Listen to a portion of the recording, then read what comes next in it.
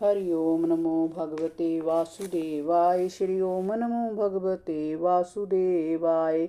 बैठा लेता है तो आपका वह प्रेमी भक्त भी पाप पुण्य के फल, दुख सुख और विधि निषेधों से दूर हो जाता है। उसके लिए तो आप ही मोक्ष की गति बन जाते हैं। भगवान सर्व आदि लोकों के अधिपति देवराज इंद्र ब्रह्मा आदि भी जब आपकी था नहीं पा सके, तो हमारी विसात ही क्या है जिसका कोई अंत ही नहीं है, उसे कोई कैसे जान पाएगा। जैसे हवा में धूल के असंख्य कण उड़ते रहते हैं, वैसे ही आप में काल के वेग से अपने से उत्तरोत्तर 10 गुणा 7 आवरण वाले असंख्य ब्रह्मांड एक साथ ही घूमते रहते हैं। तब भला आपकी सीमा हम कैसे जान सकते हैं। हम ऋतियाँ भी आपके वास्तविक स्वरूप का साक्षात वर्णन नहीं कर सकती। आपके अतिरिक्त अन्य वस्तुओं का निषेध करते करते हम अपनी सत्ता को भी अमान्य कर देती हैं और आपके स्वरूप में ही अपनी सत्ता को देखकर खोकर सफल हो जाती हैं।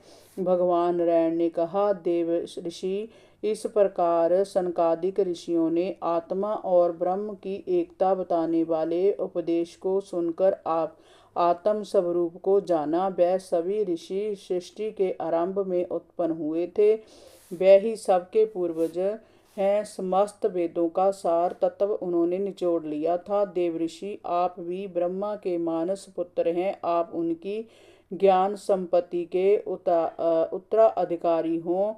आप भी श्रद्धा के साथ इस ब्रह्मा विद्या को धारण करो। जय विद्या मनुष्यों की समस्त वासनाओं को भस्म कर देने वाली है।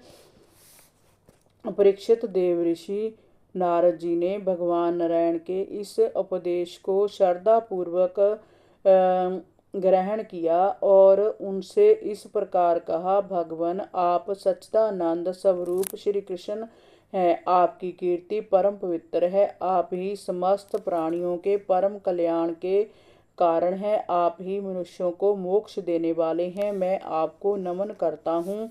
राजन, इस प्रकार देवऋषि नारद भगवान नारायण से उपदेश लेकर मेरे पिता श्री कृष्ण द्वापायन के आश्रम पर गए। मेरे पिता ने उनका यथोचित आदर सत्कार करके उन्हें पवित्र आसन पर बैठाया। तब देवऋषि नारद जी ने भगवान नारायण से और जो सुना था उसे मेरे पिता को सुनाया। इस प्रकार मैंने अपने पिता से जो सुना था वह मैंने तुम्हें सुनाया है कि ऋतियाँ वेद परमात्मा का वर्णन किस प्रकार करती हैं।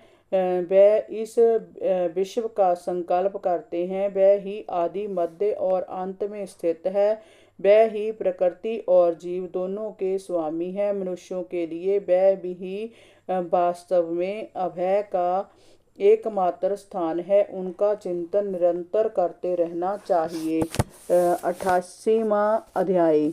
भगवान शंकर का संकट मोचन। राजा परीक्षित ने पूछा, मुनिवर, भगवान शंकर ने समस्त भोगों का परित्याग कर रखा है। वह त्याग और वैराग्य की साक्षात मूर्ति है, परंतु देखने में आता है कि जो भी सुर असुर और मनुष्य उनकी उपासना करते हैं वह प्राय सुख संपत्ति ऐश्वर्य संपन्न होते हुए धनी और भोगों का उपभोग करने वाले होते हैं, जबकि दूसरी ओर भगवान श्री हरि विष्णु लक्ष्मीपति हैं, सभी ऐश्वर्यों से युक्त हैं, परंतु उनकी उपासना करने वाले प्राय धनी और भोग संपन्न नहीं होते, निर्धन और दरिद्र हुआ करते हैं। अर्थात उनके उपासकों को उनके स्वरूप के विपरीत फल प्राप्त होता है। कृपया इसका कारण बताइए कि त्यागी की उपासना से भोग और लक्ष्मीपति की उपासना से क्या त्याग क्यों मिलता है। श्री सुखदेव जी ने कहा, परीक्षित, ब्रह्मा विष्णु और महेश यह तीनों शाप और वरदान देने में समर्थ हैं। इनमें महादेव जी और ब्रह्मा जी जल्दी पिघल जाते हैं और अपने भक्तों को वरदान दे देते हैं।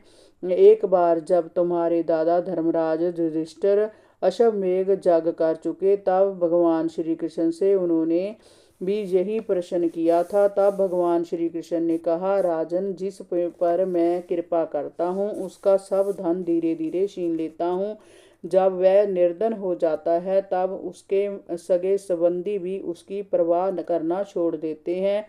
फिर वह धन के लिए उद्योग करता है, तब मैं उसका वह प्रयत्न भी विफल कर देता हूँ। इस प्रकार बार बार प्रयत्न करने और असफल हो जाने के कारण धन कमाने की ओर से उसका मन विरक्त हो जाता है और वह मेरे प्रेमी भक्तों का आश्रय लेता है। तब मैं उस पर भरपूर अपनी कृपा करता हूँ। मेरी कृपा से उसे परम सूक्ष्म अनंत सच्चिदानंद स्वरूप पर ब्रह्म की प्राप्ति हो जाती है। इस प्रकार मुझे प्रसन्न करना अति कठिन है। तभी साधारण लोग मेरे दूसरे रूप अन्याय देवताओं की आराधना करते हैं। उनमें भगवान आशुतोष भी तो बड़े भोले हैं। वे जरा सी स्तुति से ही पिघल जाते हैं और भक्तों को अतुल संपत्ति और साम्राज्य तक दे डालते हैं। उसे पाकर